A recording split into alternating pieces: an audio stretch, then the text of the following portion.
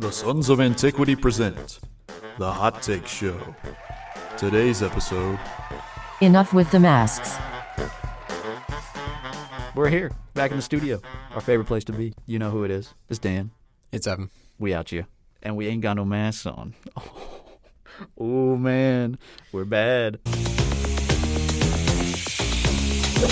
Today, we just wanted to touch on a subject that is very controversial these days, masks. Because, well, we've certainly got some hot takes on it. That's for sure. It's safe to say that all of America does, wouldn't you say, Evan? You have to at this point. I think so. It's so divisive. Well, my freedom is being kind of disturbed here. No, screw your freedom. Screw your freedom. So let's talk about masks in cars. What are you doing? If you got your mask on in your car, what are you? What's going through your head? Especially when you're alone. Yes, and I see it all the time. Like it's not just a joke. Like it's funny to think about, but it's sad when you see it in real life. And I see it pretty often. I don't know about you. I see it on the highway all the time. I see it on major intersections all the time. People just cruising through, totally alone, got that thing hiked up.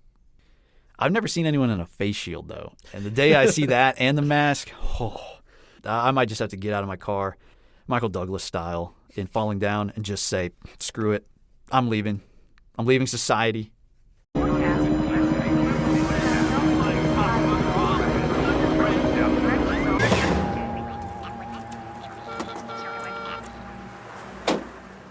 So now let's talk about the fact that masks don't even work. If they did work, when they enforced it, then nobody would have gotten COVID. Not to mention that Fauci said, we don't need everybody wearing a mask, right, when this first began. He noticed that it wasn't effective. Right now in the United States, people should not be walking around with masks. Right now, people should not be walking. There's no reason to be walking around with a mask. You've just got to think of the physics of it, in that how far are the fibers in your mask apart?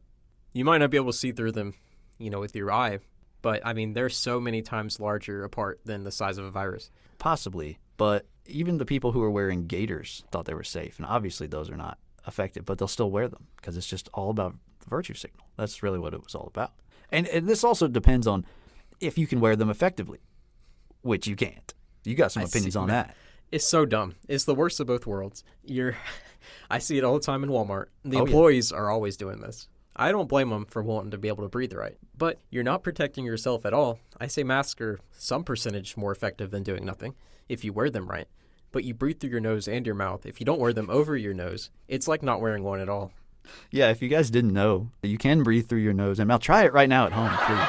And those are the people that will lecture you if you don't wear a mask. Mm-hmm. And similarly at Walmart, I did see a woman with no mask on who had her hair over her nose and mouth as an effective form of the mask. It's really the perfect form of virtue signaling. I mean, so much of the communication that we do as humans is with our face. And so what better way to show, which team you're on than with a face covering, than with a mask or not a mask. It is actually pretty brilliant. If you were the type of person, and I'm not saying I'm this guy, if you were the type of person who had a conspiracy theory about it, it really is the perfect way to divide people, wouldn't you say? Yeah, and it dehumanizes people. The face is the most unique part of any person, in my opinion. So it dehumanizes. It makes us all a lot more similar. We're just all a bunch of wandering eyes. Now, what about these vaxxed people who are still wearing masks and are still afraid of the virus? They're still afraid of the Delta. They're still afraid of the Sigma, the Bofa, the Ligma variants, all the variants that are floating around out there, and even the ones that are just in their imagination. These are the same people who said, once we get vaxxed, everything will go back to normal. And that was the reason they gave for getting vaxxed. Once you're vaccinated, life can go back to normal. Don't you want to get back to normal to hug your grandma again? Mm-hmm. But no, hugging grandma is now prohibited again. Again, because it's such a convenient way to control people. And what these people were so short-sighted in and didn't really think ahead about is that, guess what? It's a force of nature. There will always be viruses. And even if it's not an evolution or a mutation of this specific one, the coronavirus, COVID-19, whatever you want to call it, there are other viruses out there, plenty more. Some very deadly, some very contagious. Life finds a way. So why do you think that if you gave up this power, gave up your freedoms just now in this one instance, that people won't use another virus or another catastrophe to get one over on you again. Screw your freedom. Yeah, this is a related hot take. Now, who would you say dies most nowadays from COVID? Fatties. Oh, okay. I mean, in relation to And smokers. vaccination. Oh, well, I've heard some reports that a lot of people who are vaxxed are getting the disease. Yeah, they get it, but they don't suffer as much. Really? Yeah. The vast majority of people who die nowadays in America from COVID are the unvaccinated.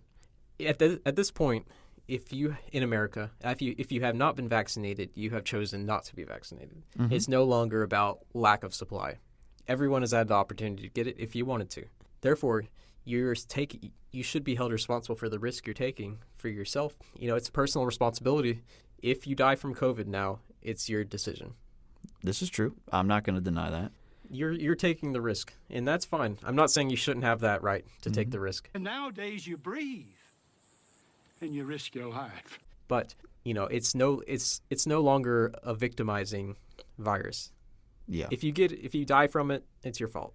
Frankly. That's spicy. Ooh, that's pretty spicy. You don't often hear people saying that on the right. Yeah, because it's always one extreme or the other in this country. Yeah. And, I don't care if you get vaccinated. I don't think you're a bad person or irresponsible or anything. I think most likely if you get the virus and you're young and healthy, you'll be fine. Screw your freedom.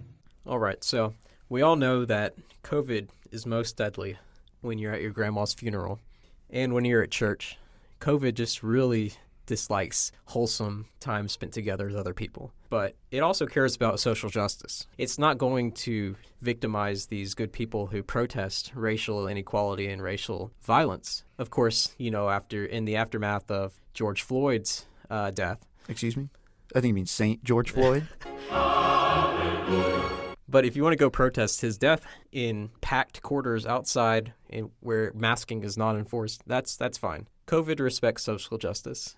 It just hates the bigots that go to church, and it hates your dumb grandma who died. You don't get to go to your grandma's funeral, but protest all you want and go to the bar all you want. That's fine. Yeah, anything that's degenerate you can do. Also, your grandma was probably a racist anyway. So. And let me note that right-wing rallies, as I said before, it targets the bigots most of all.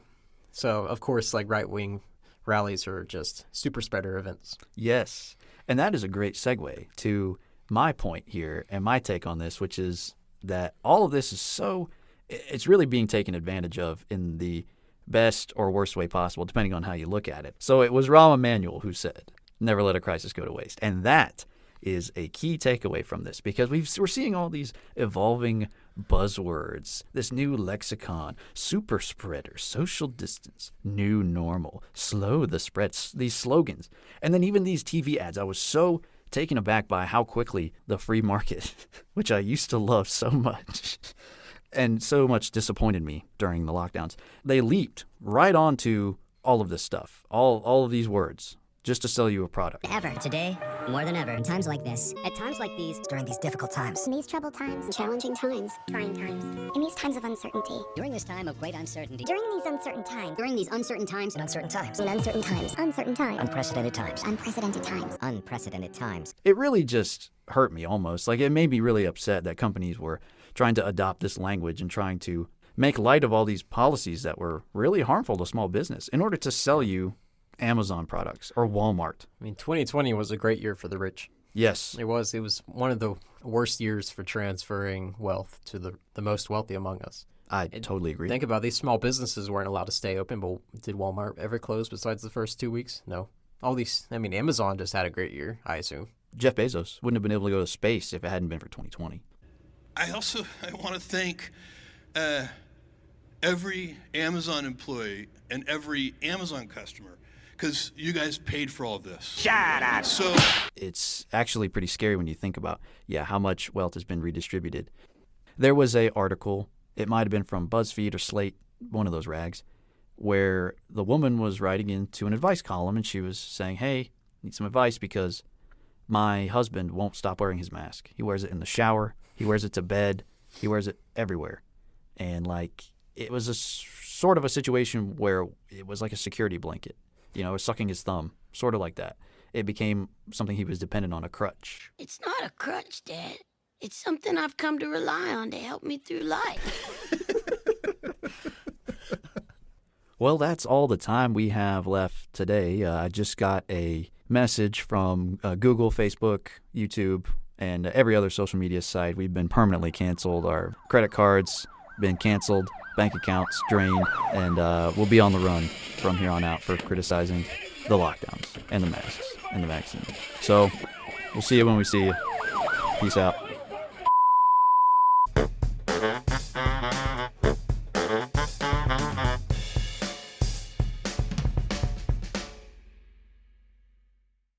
This one's for you, Zuck.